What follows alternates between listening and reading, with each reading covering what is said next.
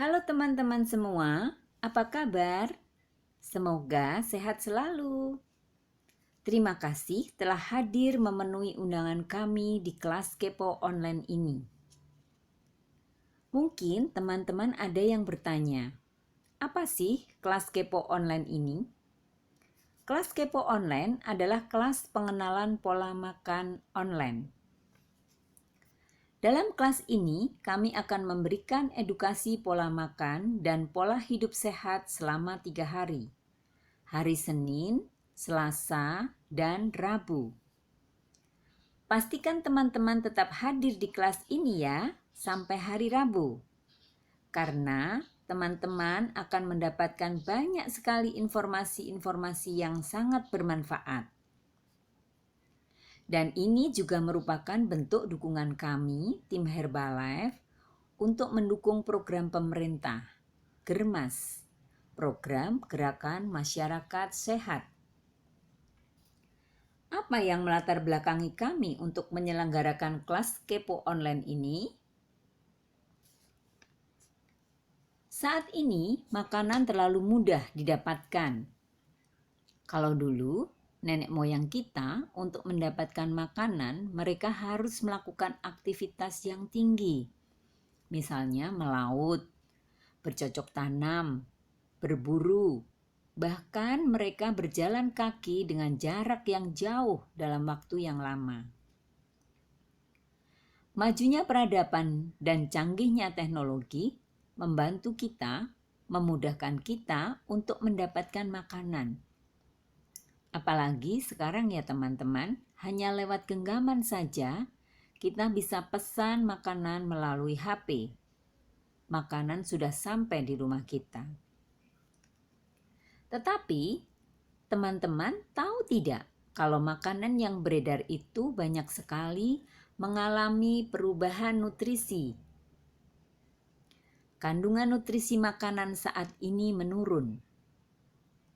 Contohnya, apel pada tahun 1985 kandungan vitamin C-nya 5 mg. Tahun 2002 kandungan vitamin C-nya 2 mg. Menurun sebanyak 60%. Artinya, dulu 2 apel sudah cukup memenuhi nilai gizi.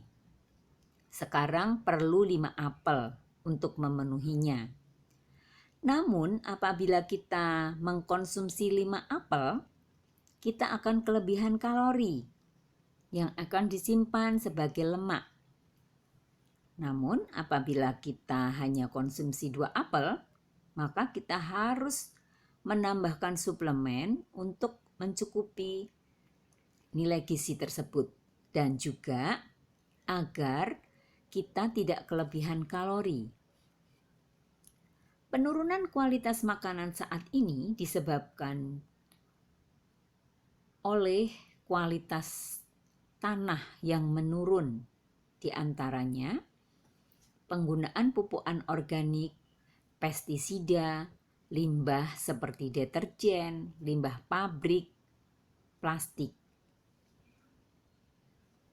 Nah, teman-teman, mulai sekarang kita kurangi ya penggunaan plastik.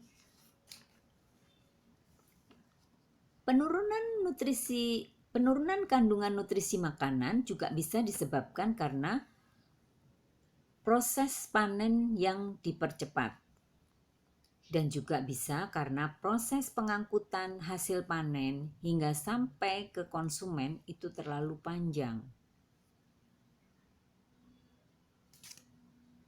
Yang kedua adalah gaya hidup tidak aktif.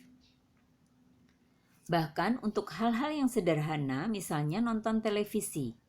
Kita tinggal duduk santai, rebahan sambil pegang remote control. Kita tidak perlu bergerak untuk mengganti channel. Kita juga saat ini banyak menghabiskan waktu bekerja di belakang meja, menghadap layar komputer dan duduk berjam-jam.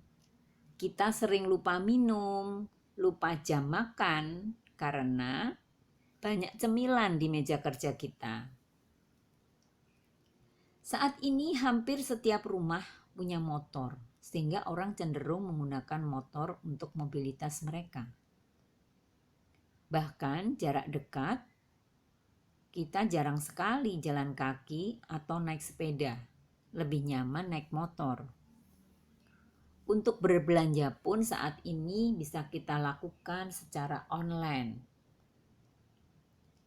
Efek dari dua hal tersebut, yaitu kandungan nutrisi makanan yang menurun, ditambah dengan gaya hidup tidak aktif, menyebabkan ketidakseimbangan komposisi tubuh yang seringkali ditandai dengan obesitas atau kegemukan. Untuk itu, kita perlu melakukan analisa tubuh untuk mengenali bagaimana kondisi tubuh kita saat ini. Apakah teman-teman sudah mengisi data analisa tubuh? Apakah teman-teman sudah mendapatkan hasilnya? Jika belum, silahkan isi data berikut ya. Nama, jenis kelamin, nomor WA, usia, berat badan, tinggi badan, dan ukuran celana atau lingkar perut. Kirimkan data tersebut kepada coach pengundang teman-teman ya, agar dibantu untuk mendapatkan hasilnya. Nanti hasilnya akan seperti ini. Kita lihat ya contoh berikut ini. Ini ada perbandingan hasil antara dua wanita ya, hasil analisa tubuh dua wanita. Yang di sebelah kiri adalah wanita usia 42 tahun dengan tinggi badan 155 cm. Hasil IMT-nya 42, di mana nilai IMT normal adalah 18,5 sampai 24,9. Jadi nilai IMT-nya termasuk tinggi. Kemudian lingkar perut. Lingkar perutnya 105 cm. Lingkar perut ibu ini juga berlebih dan berpotensi untuk diabetes. Lingkar perut wanita tidak boleh lebih dari 80 cm. Sedangkan lingkar perut pria tidak boleh lebih dari 90 cm. Berat badan ibu ini 100 kg.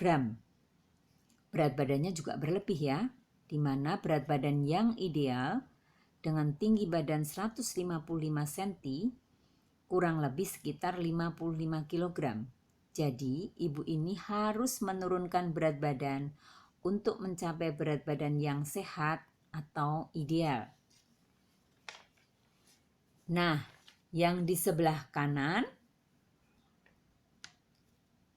adalah hasil analisa tubuh ibu yang berusia 36 tahun dengan tinggi badan 157 cm. Hasil IMT-nya 19. Jadi ibu ini IMT-nya dalam batas normal. Lingkar perutnya 70 cm dalam batas aman, yaitu tidak lebih dari 80 cm ya. Berat badan ibu ini 48 kg, di mana berat badan idealnya adalah 51. Jadi, ibu ini disarankan untuk menaikkan berat badan. Nah, tanda yang berbentuk silang, X atau silang ya, adalah tanda-tanda yang perlu kita perhatikan setelah mendapatkan analisa komposisi tubuh. Apa itu IMT? Tadi kita sudah membicarakan masalah IMT ya teman-teman. IMT adalah indeks massa tubuh atau body mass index. Ini adalah salah satu cara untuk mencapai keseimbangan energi. Keseimbangan energi dapat dicapai jika makanan yang dikonsumsi dapat menghasilkan energi dalam jumlah yang sama dengan energi yang dikeluarkan. Rumus dari IMT ini adalah berat badan dalam kilogram dibagi dengan tinggi badan dalam meter yang dikuadratkan. Nah, teman-teman, coba sekarang hitung IMT teman-teman ya, supaya teman-teman tahu hasilnya. Dan hasilnya coba bandingkan dengan tabel di bawah ini. Jika teman-teman kesulitan, mohon hubungi coach pengundang. Teman-teman akan dibantu. Bagaimana jika teman-teman tidak mau tahu mengenai keadaan tubuhnya? Itu sama saja dengan menunggu bom waktu loh. Mengapa kita sangat perlu mengetahui tubuh kita dengan melakukan analisa tubuh? Supaya kita tahu indikator-indikator kesehatan tubuh kita. Sehingga bisa mengambil tindakan yang tepat untuk memperbaiki tingkat kesehatan dan kebugaran. Contohnya, kita bisa mulai memperbaiki pola makan, dan kita bisa juga mulai berolahraga minimal 30 menit sehari dan mencukupi kebutuhan cairan tubuh kita. Karena ternyata level lemak perut yang tinggi merupakan indikasi risiko diabetes tipe 2 dan penyakit jantung. Ingat ya teman-teman, kita perlu 80% nutrisi dan 20% olahraga. Nah, teman-teman, kita mulai dari sekarang ya untuk memperbaiki pola makan dan pola hidup sehat untuk manfaat di masa depan kita.